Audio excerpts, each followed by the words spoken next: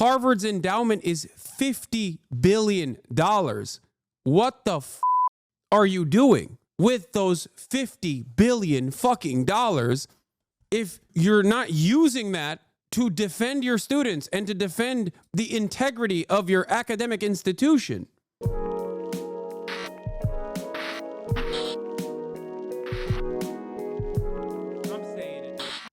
Okay, let's listen to Columbia students talking about Trump's attacks on academic freedom. Now, this is interesting to talk about, and I will be talking about it before we get into the new email saga that's going on, by the way.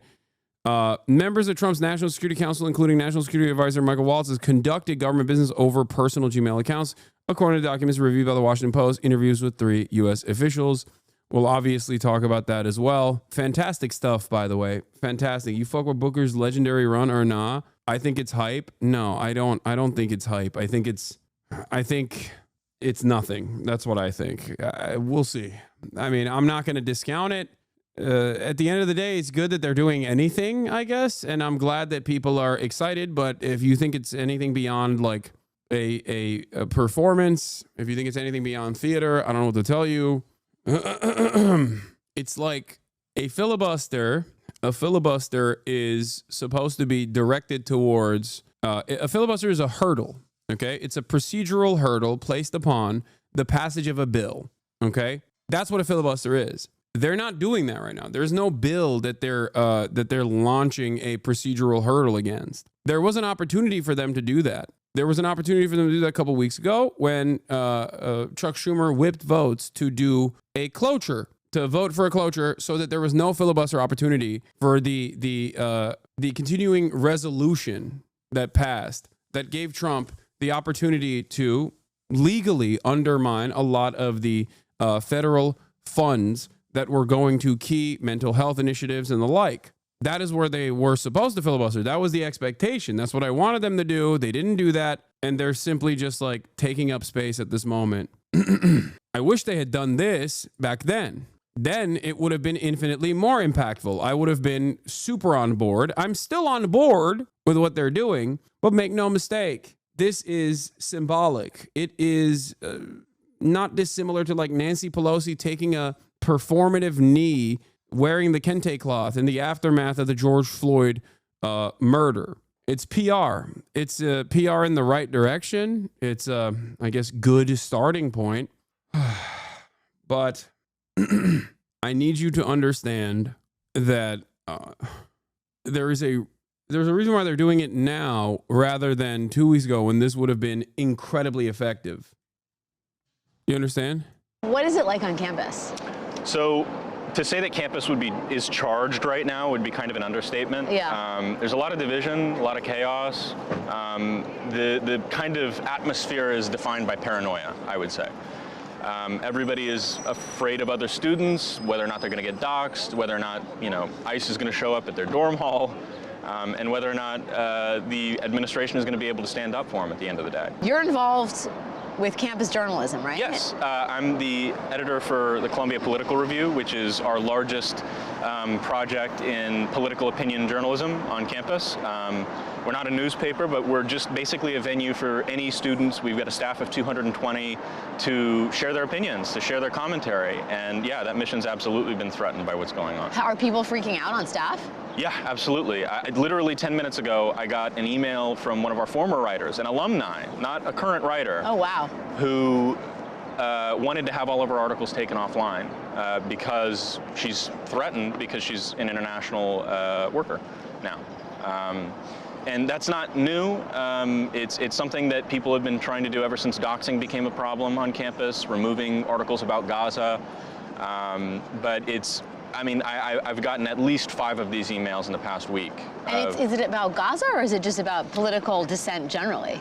It's definitely about political dissent generally. But the reality is that nobody knows what's on the table because there's been absolutely no transparency in any of the deportation processes or just what demands the Trump administration will be willing to accept capitulation on and restore our funding. So this is presumably driven by the protests here at Columbia over Gaza. But you're suggesting that the aperture could widen to include anything from trans rights to, DEI.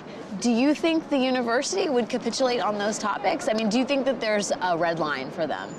I'm not sure. I think when you're threatening taking... The answer is no. There is no red line. It's over. There is no red line. They completely caved on academic receivership. What are you talking about? What kind of question is this?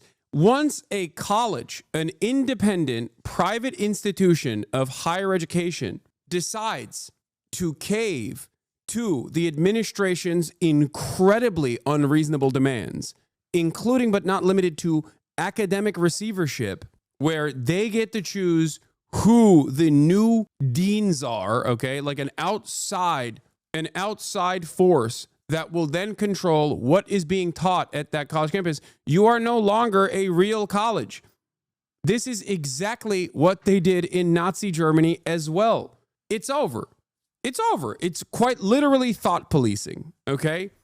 Ironically enough, the very same people that constantly go, oh, it's 1984, George Orwell, you're trying to do mind control, it's bullshit, blah, blah, blah. All these people that say that when someone goes, hey, man, maybe you shouldn't say the N-word, okay? Those people are literally looking at the government doing that and going, hell yeah, we want more. Or they're probably oblivious to it. That's it. They're doing it at the Smithsonian. They're doing this to Harvard. They're doing this to every college campus right now. Harvard quietly went to the administration when they saw what they were doing to Columbia, what the Trump administration was doing to Columbia, revoking $400 million in grants as a threat to make Columbia concede to their insane demands, which Columbia happily conceded to, mind you. Okay. Harvard went to the administration quietly and said, we will work with the anti-Semitism task force. And in the process, Harvard actually fired one of their tenured professors. Here it is from the American Prospect on March 31st. Today on tap, it's a law school faculty shames the university's general strategy of appeasement. On Saturday, 82 members of Harvard's law school teaching faculty out of 118 sent an open letter to Harvard law students, warning of the dire threats to civil liberties and the rule of law.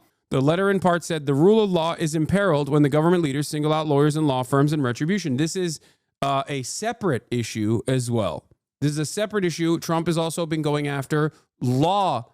Trump has been directly going after law firms as well. And he has gotten a lot of capitulation from the law firms as well. Now, ironically, Harvard talked about how the administration is threatening law firms and legal clinics for their lawyers' pro bono work or prior government service, relent on those arbitrary threats, punish people for lawfully speaking on matters of public concern. Meanwhile, Harvard, as an institution of higher education, turned around and fired a important, I forget what he's a Turkish dude. I forget what his name is right now.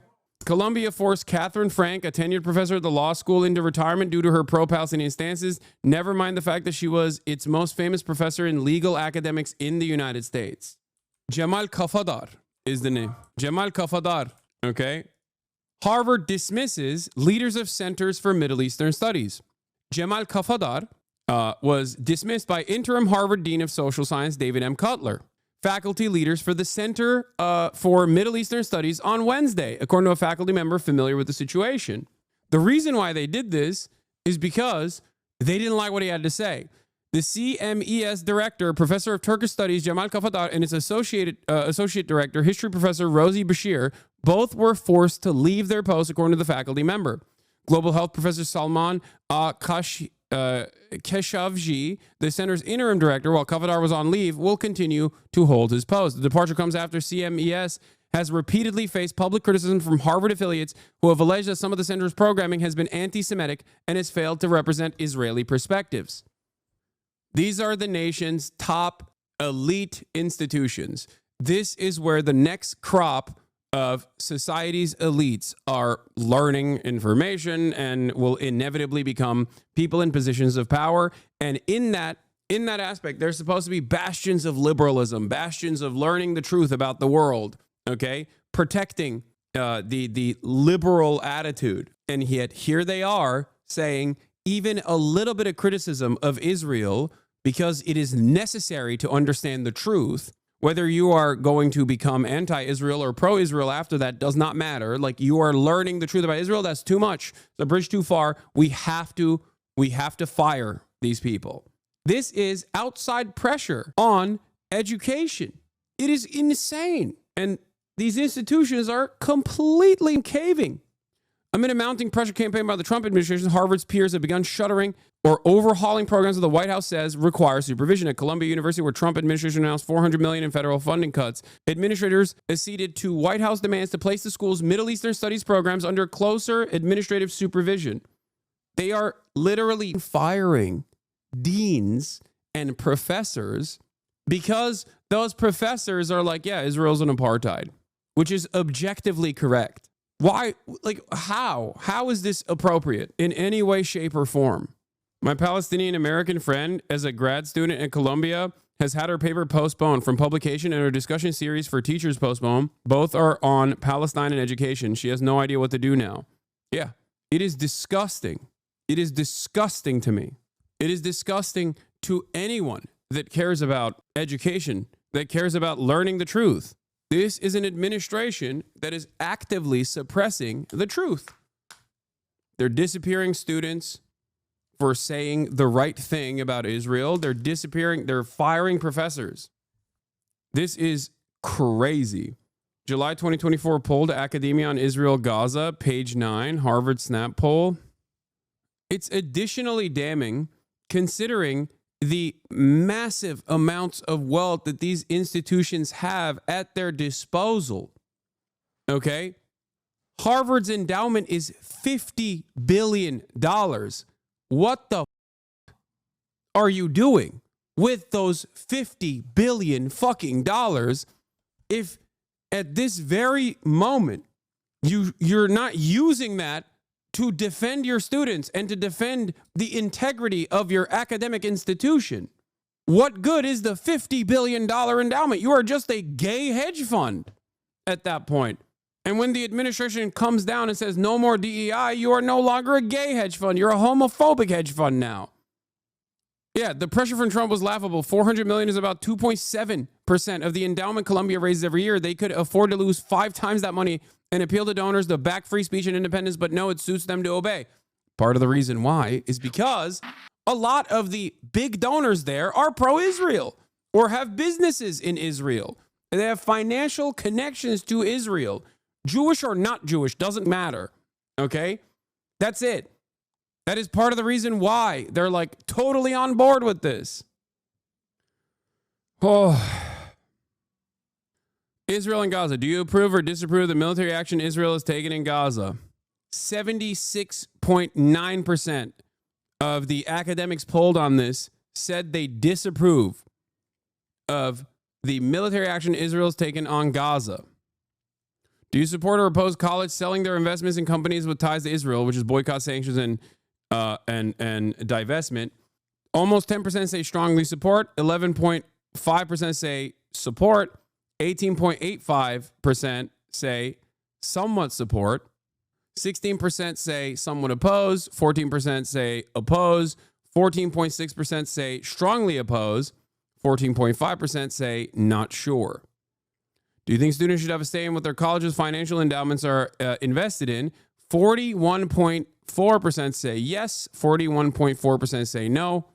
It's a direct 50-50 split. I mean, direct split there, perfect split, with 17% say not sure.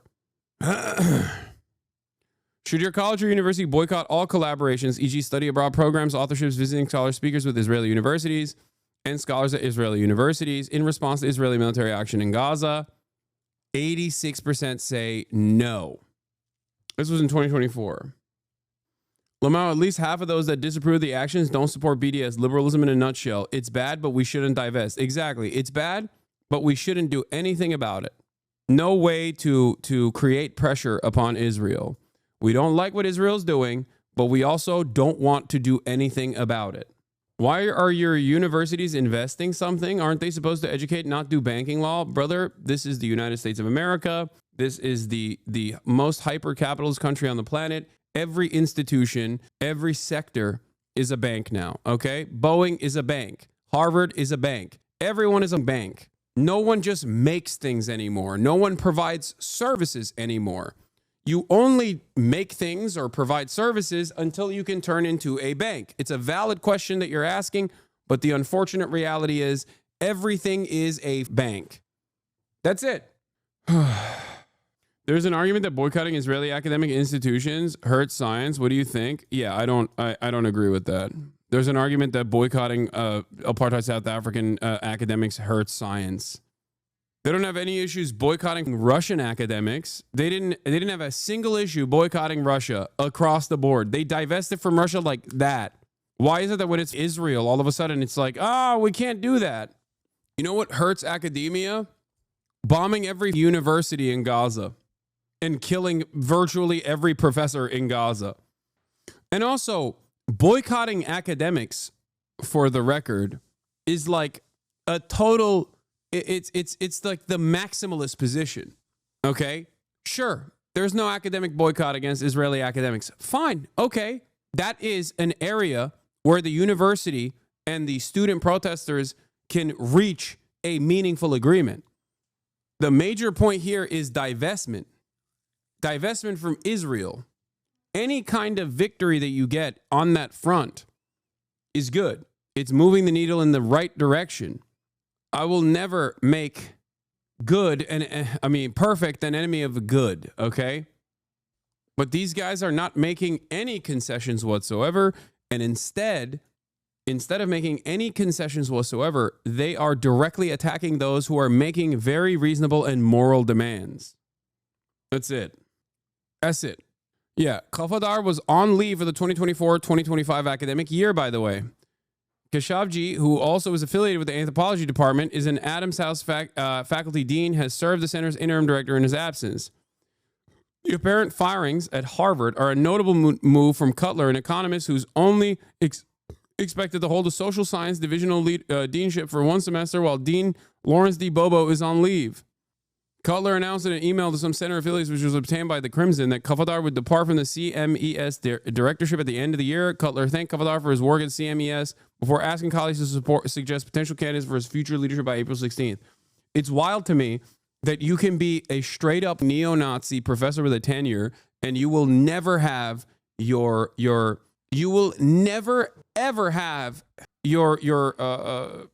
position be called into question.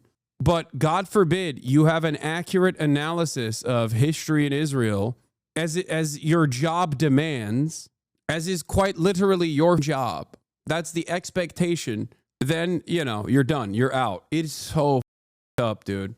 How do people not see this? How do people not see how insane this is, dude? Yeah, you can be Alan Dershowitz. Harvard still has Alan Dershowitz as a professor emeritus. Like, he is he has permanent tenure, if I'm not mistaken, at Harvard. Alan Dershowitz, constitutional law scholar. Some of his formative work in terms of constitutional law was demanding that we lower the age of consent from a constitutional law argument, of course. From a constitutional framework, we must lower the age of consent. That is a real piece that he wrote, by the way. That's not even a joke. Alan Dershowitz, who very famously defended Jeffrey Epstein, was friends with Jeffrey Epstein. That Alan Dershowitz. Yeah, good friend to Jeffrey Epstein. The Professor Alan M. Dershowitz is a Brooklyn native who's been called the nation's most peripatetic civil liberties lawyer and is one of his most distinguished defenders of individual rights, the best-known criminal lawyer in the world, the top lawyer of last resort, America's most public Jewish defender, and Israel's single most visible defender, the Jewish state's lead attorney in the court of public opinion. Alan Dershowitz, while simultaneously talking about free speech as a constitutional law scholar, has actively worked against free speech. Alan Dershowitz probably loves all of these things that are happening in college campuses right now where, pro-Palestinian students and professors alike are being disappeared or fired from their positions. Alan Dershowitz, famously, his famous contributions to the field of free speech and free association in academia especially, was to blacklist Norm Finkelstein, blackball him, and ruin his academic career for the crime of Norm Finkelstein calling out Alan Dershowitz's horrible plagiarized book filled to the brim with faulty information about Israel, and then also destroying him on Democracy Now! That's what Norm did. It was crazy. When institutions are pro-Israel, it's so crazy. For example, FIFA banned Russia for invading Ukraine, banned Pakistan because they don't have fair democratic elections, and haven't banned Israel for their war crimes and for committing genocide. Yes, because Israel is an extension of America. Banning Israel is seen as like banning America from shit. And ain't nobody's moving to do that yet. It's funny, yeah, because Alan Dershowitz not only plagiarized this book defending Israel, but he plagiarized it from another book that also was just incorrect. The information was completely incorrect in the book that he plagiarized. Truly horrifying nonsense. Let's see what the White House had to say about the thing that I covered yesterday, by the way. Speaking of Israel, it came out that Israel had assassinated 15 Red Crescent workers and first responders in Gaza, and then hid those murders in a mass grave, including the ambulances that they struck, that they buried. We found out about this. The New York Times itself reporting on this was such an abdication of duty that I find it to be criminal negligence, by the way. They reported on the matter and said, hold on, let me see if I can find it. Yeah, IDF buried the ambulances, chat. Burying the ambulances themselves along with the medics they executed is one of the elements that makes this latest crime so extraordinary and also revealing. A group of IDF soldiers collectively agreed to use a bulldozer to bury the ambulances in the sand with the men they had just killed on the apparent hope that nobody would notice 15 men were missing. Consider how far down the path of dehumanization you have to be to get there. That's what they did.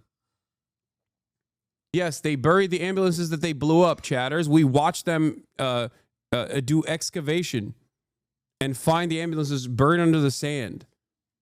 Yes, the entire ambulances that they blew up, they buried those ambulances alongside the first responders they killed, that they assassinated. I need you to understand something. Red Crescent engages in deconfliction, which means that every move that Red Crescent takes in the Gaza Strip is done with the knowledge of Israel. They don't go anywhere without informing the Israeli authorities when they're in the Gaza Strip, which means that the Israeli authorities knew exactly where these ambulances were going and still assassinated them, just like they did to the World Central Kitchen aid workers, as a matter of fact. Most moral army on the planet. Mohammed Al-Safin says the UN filmed a video at the site showing the bodies of the medics in their uniforms being dug out of a grave under their crushed ambulances, Radio Rwanda-ass newspaper. The reason why Mohammed is saying this is because, speaking of burying, the New York Times buried the lead on the only coverage that they did at the time, yesterday, on the Gaza medics. Here's how they reported on it. And this is also like further down in the article in and of itself. On Sunday, the Palestine Red Crescent Society said it recovered the bodies of 8 emergency medical technicians, 5 civil defense personnel, and a United Nations employee in Rafah in southern Gaza. The medical organization said it had lost contact with 9 of its crew members more than a week ago after they were directly fired upon by Israeli forces. The Israeli military said in a statement late Sunday that its forces had opened fire on March 23rd at several vehicles that had been advancing suspiciously towards the troops without headlights or emergency signals and without prior coordination. The military added that an initial assessment had determined that the forces had eliminated a Hamas operative and 8 other terrorists without explaining any connection to the emergency and rescue crew members who were killed. The Times could not independently verify the claims of either side. They wrote the Israeli claims, okay? They wrote the Israeli claims, and they did not write the claims of the Red Crescent. Now, or the UN, mind you. Now, what's interesting about this is that this is the New York Times. It is the paper of record. Do you think that the New York Times does not have the phone number of the Palestinian Red Crescent Society or the United Nations?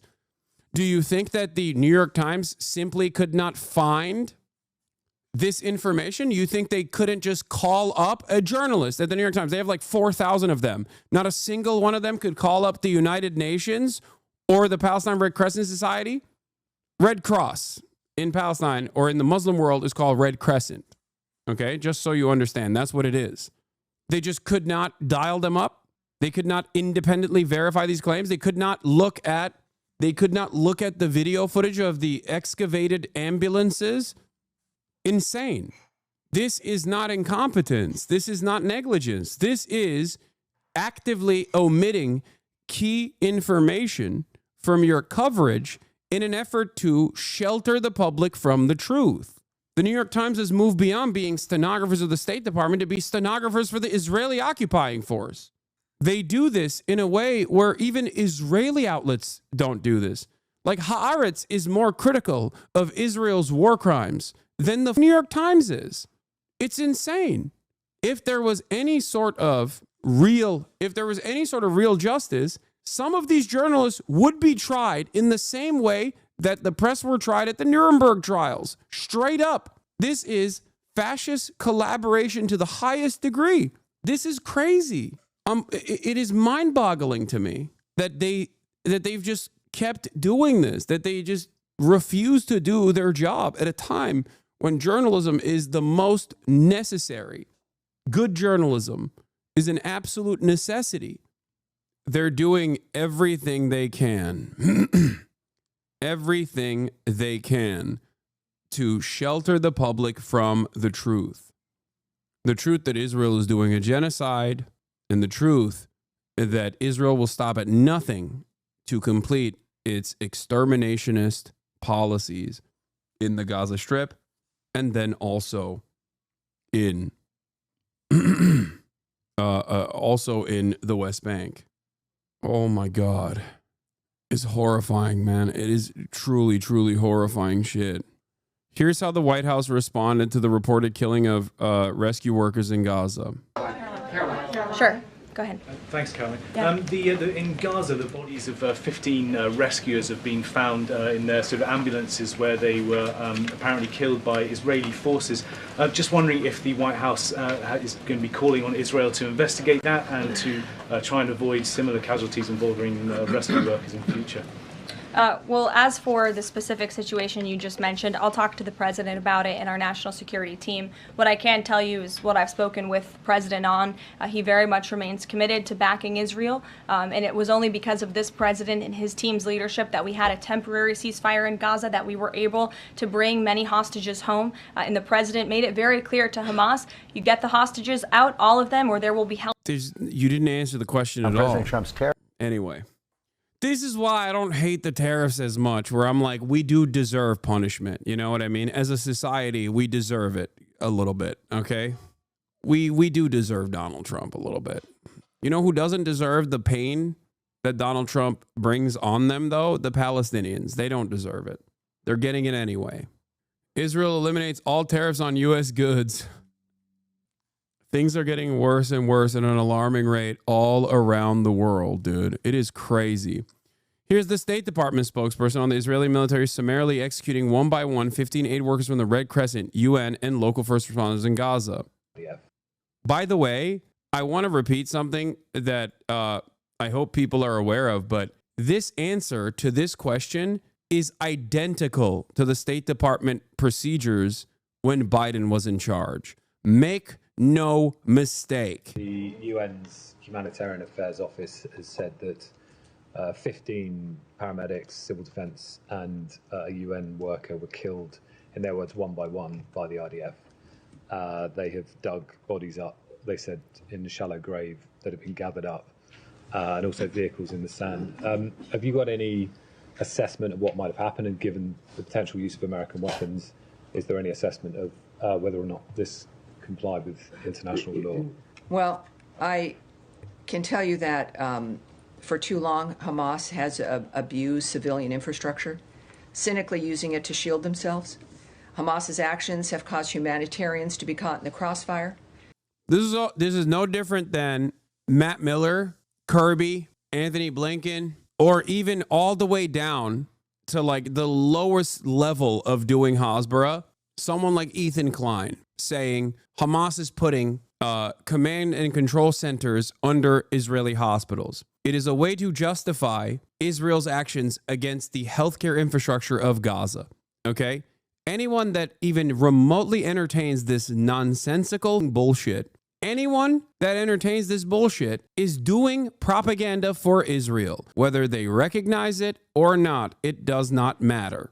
Okay? The use of civilians or civilian objects to shield or impede military operations is itself a violation of international humanitarian law. And of course, we expect all parties on the ground to comply with international humanitarian law. But this is specifically a question on any. It's a question about accounting and accountability, given it may have been the use of US weapons. So it's a question about the State Department rather than Hamas.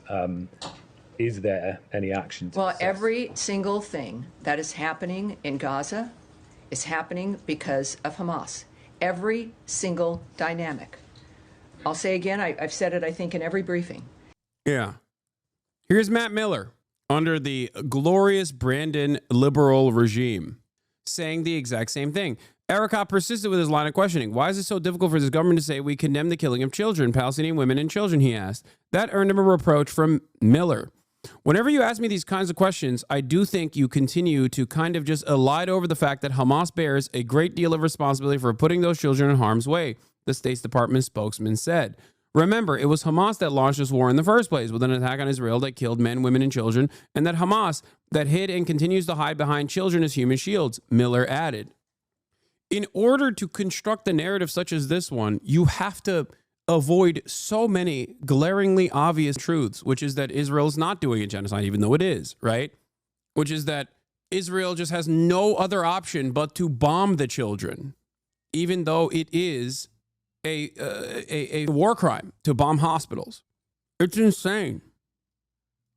Here's the Israeli ambassador and Biden advisor clashing over Gaza war legacy. Israeli ambassador Yechiel Leiter had a tense exchange with Brett McGurk. You might remember him, former President Biden's top Middle East advisor, after Leiter condemned the Biden administration's Gaza policy in a closed-door briefing at the Atlantic Council last week, according to 4 American and Israeli sources who attended the meeting. Brett McGurk said, "What the fuck are you talking about? We let you do a genocide, and you're still shitting on us." Do you understand? The sources noted that Leiter even claimed all the Biden administration wanted to discuss with Israel was a number of aid trucks entering Gaza. McGurk was an audience, and he asked the opportunity to comment after Leiter ended his presentation. "I want to make sure the ambassador knows all the details about what the Biden admin did for Israel since October 7, McGurk told Leiter, according to sources who were in the room.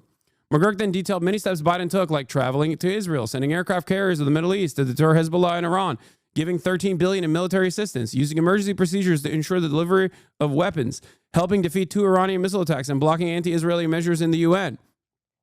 Look how honest Brett McGurk is. Remember that. Brett McGurk is speaking for the Biden administration here, and all of the wonderful actions the Biden administration took. After McGurk's pushback, Leiter said he stands corrected, but thanked McGurk personally, but not the Biden administration as a whole, the sources said. Here he is, brutally honest about all the things that they did for Israel. So remember that whenever dumb fucks in the chat go, "Oh, the Biden administration wouldn't do this." Like, what are you talking about? They did do this. They did it. They did it, and they were so horny to continue doing it that they lost the election to a fascist. What do you mean? And this is just the sum of the many things that they did, by the way. This is just like the tip of the iceberg, I guess. So remember that whenever someone tries to tell you, like, "Oh, it's totally different. It's totally different." Hasan Reactions is one of the best ones in the React channel.